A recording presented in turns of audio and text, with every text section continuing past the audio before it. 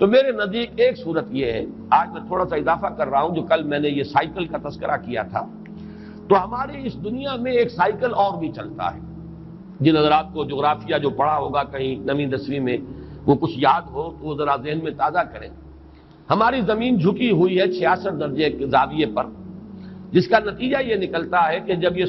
سورج کے گرد خود چکر لگاتی ہوئی سورج کے گرد چکر لگا رہی ہے، یہ زمین،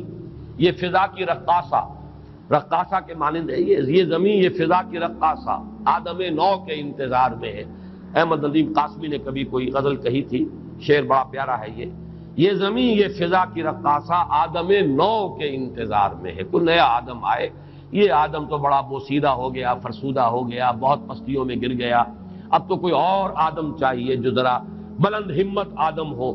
ایک ایسا انسان آئے دنیا میں جس کے اندر عزیمت ہو، پختگی ہو۔ خیر وہ ایک شعر کے حوالے سے عرض کر رہا ہوں۔ تو سورج جو ہے وہ کبھی آپ کو معلوم ہے کہ وہ جاتا ہے خط سرطان تک، پھر وہ نیچے اترتا ہے، پھر خط استوا کو کراس کرتے ہوئے پھر جاتا ہے خط جدی تک، پھر وہ ابھرنا شروع کرتا ہے، پھر وہ ایکویٹر کو، خط استوا کو کراس کرتا ہے۔ ایک سال میں ایک سائیکل پورا ہوتا ہے، گویا کہ ایک مرتبہ وہ شمال میں جاتا ہے خط استوا سے اور خط سرطان تک پہنچ گیا، پھر اس کی وہ جنوب کی طرف ڈائریکشن شروع ہوتی ہے، اور پھر وہ ایکویٹر کو کراس کرتا ہوا وہ خط جدی تک پہنچ جاتا ہے، پھر وہاں سے کھڑا ہوتا ہے، پھر وہ اوپر جاتا ہے۔ تو یہ سائیکلز جو ہیں، جو میں نے کہا انسان کے اپنے اندر بھی اس کی باطنی کیفیات، اس کی نفسیات میں بھی یہ سائیکلز آتے ہیں۔ البتہ ڈگریز کا فرق ہے، جو کم حساس قسم کے لوگ ہیں، جو زیادہ جو صرف حیوانیت کی سطح پر زندگی بسر کر رہے ہیں، حیوانوں میں یہ نہیں ہوتا، لیکن یہ کہ انسانوں میں جو حیوانیت کے قریب ہوں گے بے حس قسم کے لوگ، ان میں یہ جو اپ اینڈ ڈاؤن ہے یہ بہت کم ہوگا، نہ ہونے کے برابر۔ جو زیادہ حساس ہے ان میں اس کا ایمپلیٹیوڈ جو ہے بڑھ جائے گا، اونچائی بھی اور نیچائی بھی، لیکن ایک حد تک رہے تو انسان نارمل ہے۔ اس کے لیے ذرا یہ تشبیہ ذہن میں آئی تھی کہ سورج اگر خط سرطان سے اوپر چلا جائے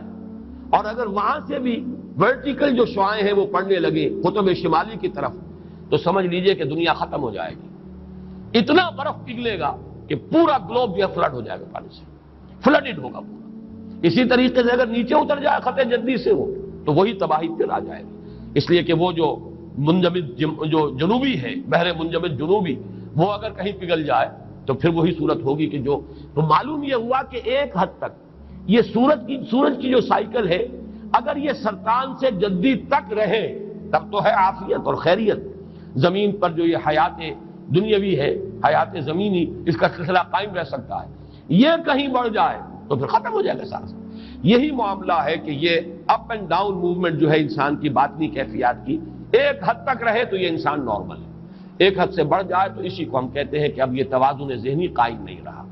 اسی کو جیسا میں نے کل عرض کیا تھا مینیک اور ڈپریسو سائیکوسس کہا جاتا ہے۔ کبھی ایکسائٹیشن ہے، پھر اس میں ایک طرح سے فوکس ہو جاتا ہے کسی بات کا، آدمی کو دھن سوار ہو جاتی ہے، بس اسی میں وہ لگ جاتا ہے، اور پوری قوتیں، حرکت، محنت، بھاگ دوڑ، معلوم ہوتا ہے جیسے کہ اس کے جسم میں کبھی کوئی عارضہ تھا ہی نہیں۔ جب ڈپریشن میں آتا ہے تو پھر معلوم ہوتا ہے جان ہی نہیں ہے، اس کے اندر ہمت ہی نہیں ہے، بیٹھا ہوا ہے، بلکہ اس ڈپریشن کی کیفیت کے اندر جو ہے سوسائڈ کی ٹینڈنسی ہوتی ہے بالعموم۔